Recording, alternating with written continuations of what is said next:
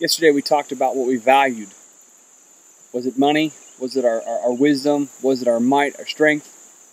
And I encourage us to look at our life and see if we valued God. Find out what we boasted about. Today we're going to jump into something else. Again, talking about trusting God. In 1 Chronicles 28:9, David is instructing Solomon. He says, "And Solomon, my son, get to know the God of your ancestors. Worship and serve him with a whole heart and with a willing mind. For the Lord sees every heart and understands and knows every plan and thought. If you seek him, you will find him. But if you forsake him, he will reject you forever." Trusting in God is not a partial commitment. We either fully commit and show that we trust God, or we show that we do not trust God because we don't give him all the pieces. Trusting in God is not a partial commitment. We either fully commit and show God that we trust him, or we don't, and we just give him pieces. There's an old story to illustrate this by a tightrope walker that was walking a tightrope across Niagara Falls. Before he walked across Niagara Falls, he shouts out to the crowd and he says, "Do you believe that I can do this, that I can walk all the way across this tightrope and come back?" And after he did this, the crowd shouted clamorously. They erupted.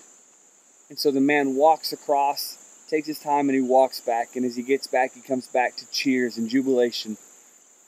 And he says to the crowd again, he says, "Do you think that I can walk across this tightrope with a wheelbarrow?" And so he does it. They all erupt and they shout, "Of course you can do it."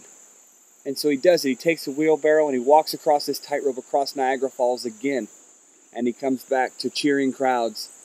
And he says, "Now who thinks I can walk across this tightrope with the wheelbarrow with a man inside?"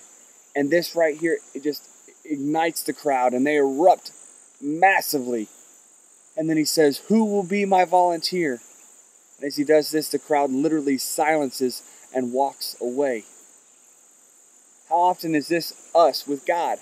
Yes, God, we trust you. We trust you with everything that we have, God, until we're put in the situation that we have to trust, until we have to get into the wheelbarrow. There comes a time when we have to get into that wheelbarrow and show our trust. It's not just shouting that we believe.